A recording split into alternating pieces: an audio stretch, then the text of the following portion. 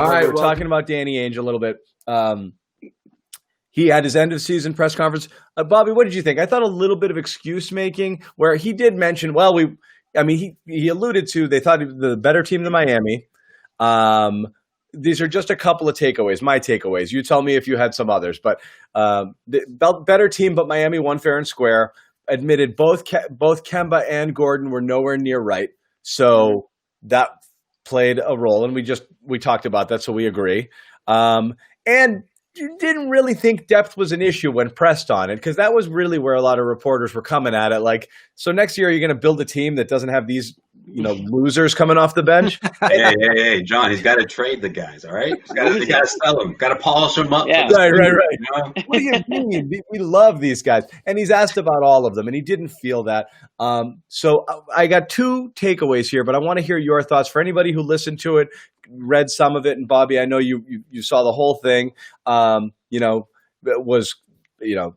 Romeo would be a different player next year. We've got guys we need. Bobby, what were your takeaways from what Ainge had to say? Yeah, and again, he also went on the radio too, said a whole bunch of other stuff. So he did his whole little press tour here. Yeah, he gave you like an inch on things, and then he pulled it back. He waffled a lot. Like, yeah, we were the better team, but we came back. So a lot of the stuff he said was true. But there were two revealing sentiments I thought about his view of the team, which is what's important here, is that we have lots of work to do on his end. Like, he pressed that twice, that they have stuff to do this summer, which I don't think everyone is certain about, that they'd be able to mix things up with how many guys are locked in. And they said, we learned we're not good enough. And maybe that's just GM talk, but to me, it spoke of them possibly being more active than we think. And we've all brainstormed a million different things. He talked about things he wanted to do at the trade deadline, couldn't then, that he still wants to do now. But I hate that. I hate that. There isn't a GM out there who says they didn't try hard. There is no try. You do or don't do. You want a player, you want to improve, you need a big, you overspend. You're never going to get value at the trade deadline, okay? You're a team in contention with needs, you overpay. That's how it works, okay? You're not getting bargain based. Well, you know what I think he's talking about there is they always do this too. They want to. Josue, sorry, real quick, Bobby. What were you saying, Josue? No, I was saying Danny's done this so many times too at the trade deadline. So right. He knows that he has to be either all in or you don't just flirt at the table, Yeah. Right. Yeah. So I think what he's talking about there is a buyout guy that they thought could be bought out that wasn't at that point, and that's Tristan Thompson to me. We know they wanted him. Yeah, we know that was a guy that they expected. Right? Yeah, and now he's a free agent, so maybe he's a guy who would take a mid-level exception. He's definitely leaving Cleveland because they have Andre Drummond. Robert Williams' name came up too. Kemba Walker was pissed when he found out that he decided to go with Milwaukee. So yeah. I mean, those are the only names that really popped up, right? I mean, they weren't really weird. It's like every time one of these guys comes up, and it's like, oh, it's a buyout, and we're like, that's great, get him. And then you find out seconds later he's going somewhere else, and you're like, why doesn't anybody like? All of these are like perfect missing pieces for just what you need, like 10, 12 minutes a game. We're not even talking about like saviors. You're not looking to plug in starters at this point. But you're right. So another question here is. And anybody else, any takeaways on Ainge before I move on? I'm just going to squeeze in one last thing. I liked how you mentioned Jaylen Brown, talking about him having an increased role. I mean, what does that mean? There's only one other increasement you can think of, and that's honestly what we're talking about after the Celtics were eliminated. So either Danny watches our game, our post-game show, or it's something that's been discussed. Everybody watches post-game. No, but that's true. We agree there. I think that's almost like that could have been a nudge to Brad. Like, so we have guys who we want to be the centerpieces of the franchise. And in order to do that, everybody's got to understand that Jaylen and Jason are the guys, and then it's the hierarchy we talked about at the end of Game 6. Exactly. And really throughout a lot of the series, a lot of the postseason is establishing a hierarchy where Marcus Smart doesn't take 22 shots and Jaylen Brown has the ball in his hands a little bit more, and we're not wondering, why he just took 11 shots. You can't have that anymore, and maybe that's maybe that's what he's alluding to there, because Jaylen's going to get better. Because he's going to get better. He's still young, and you assume Tatum is as well. So really it comes down to the opportunity. Yeah. Yeah. So that was that. I agree. The other thing I wanted to ask is, and actually someone wrote this on Celtics blog, Bobby, so I'll throw it out to you first. Now, the consensus opinion seems to be let's get older, which is to say, there's a lot of young talent. You need a few vets. Everyone was like, a James Posey, PJ Brown type would be great in this situation, okay? But not those guys, right? But everyone loves that shit. You're right? Right. Posey and Brown. Those are Brad bio Wanamaker's boys. not old enough for you? Wanamaker's going to go probably. But anyway, how old is Wanamaker? Is he 40? He's 40? 30. Messed up, bro. He's got those European travel years on him though. He's got a weathered look on his Unreal, face. wasn't he? Damn was a well he's 20 not 40, man. That's He's a a hard twen- 30. He was a 29-year-old rookie. Unreal. That's a hard 30. But anyway, He's got a lot of mileage on him. the argument is in place of guys like that, would you opt for like a Harry Giles type, like projects, like guys who have yet to, not exactly him. He was mentioned, but I mean All right. that kind of younger tier that maybe they didn't hit their marks. But You want another project, John?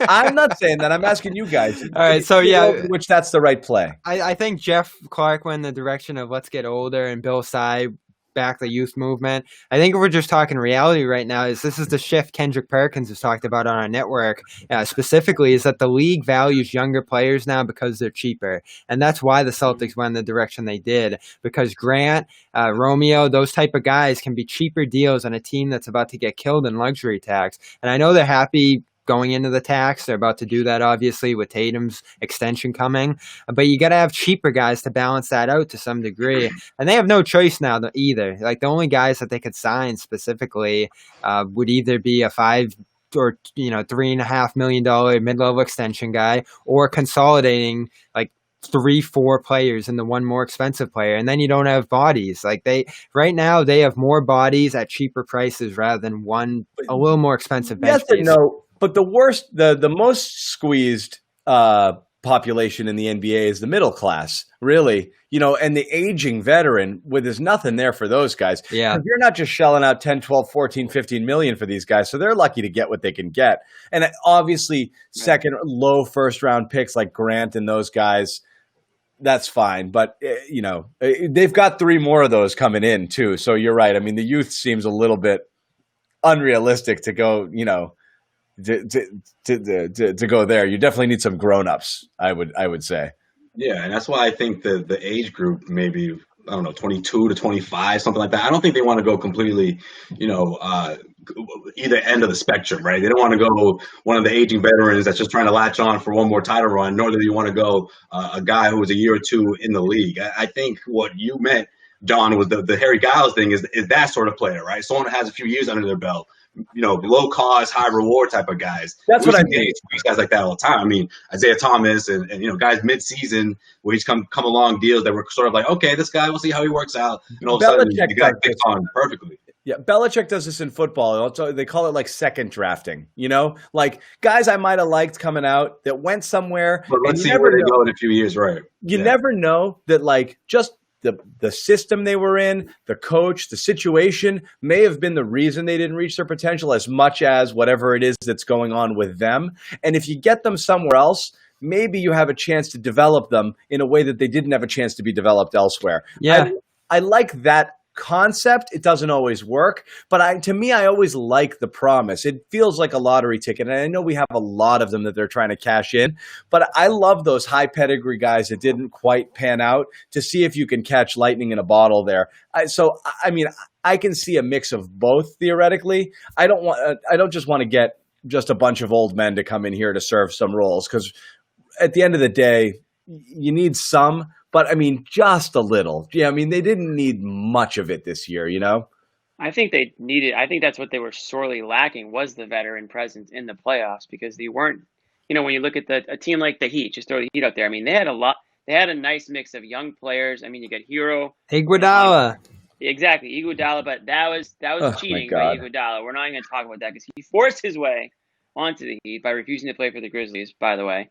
But even like a guy like Dragic, he's a great player, but he's an older player, and he's a guy that they can depend on. I mean, look at the Lakers; they're a team filled with veterans, so that's a team that's on sort of a different end of the spectrum. But they have reliable guys who have been around the league for a while. They're coming off the bench or even the starting lineup. You can go from top to bottom with proven proven players. But the Celtics, listen, it's not just through free agency where you can take a stab at a guy who maybe hasn't had the hottest start. You can find them in trades too. I mean, I'm sure there's been recent trades. I mean, you mentioned Isaiah Thomas, but to a lesser extent, I mean, look at the Dallas Mavericks trades. When the Celtics traded Rondo,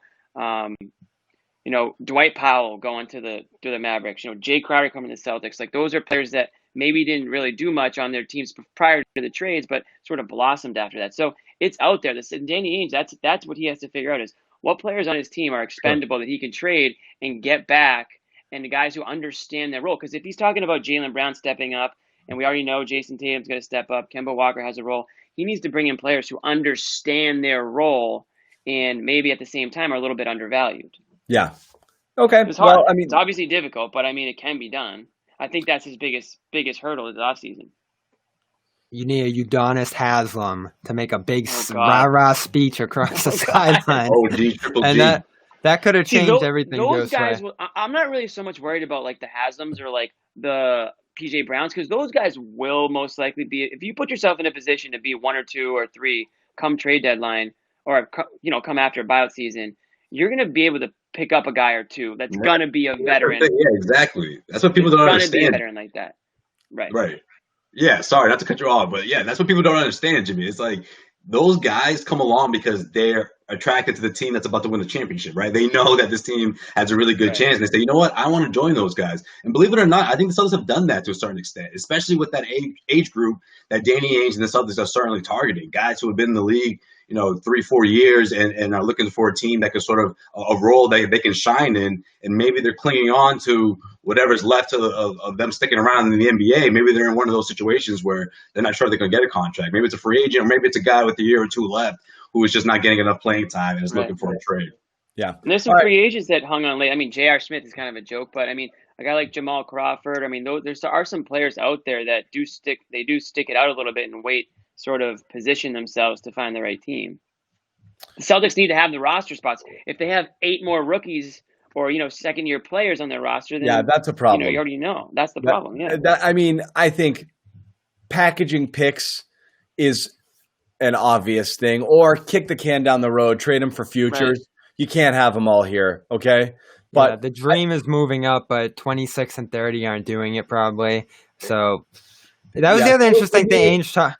That was the other interesting thing Ainge talked about, was that draft approach. Like, they could either go younger, which isn't gonna excite too many people, or they could fit in a guy at a need position. Like, he left all options open there. If you can't move up, trade out into the future, and that pick is better somewhere down the road. I'd be looking to trade these picks to teams for 2024 first round draft picks. Get them way out there and see if you hit a home run there where that team completely falls apart. If you draft Bronny James, who knows? And then LeBron comes to Boston for. This is a hard draft because when you talk about John there in the future, everybody's waiting for that high school class to finally come. High school kids. Any draft in the future is better than this draft. This is like the worst draft. Oh, this is a tough one. This is at 14 too. This is like Ainge's nightmare. 14. It's like having a 30 and 2 second rounders right now. So, but conversely, because nobody knows who's good, you could theoretically get the player of the draft at 14. I think you could get the player of the draft at 7. I really like Vassell and Isaac Okoro there from Auburn. I think the player of the draft's going to be one of those middle guys, actually, like you said.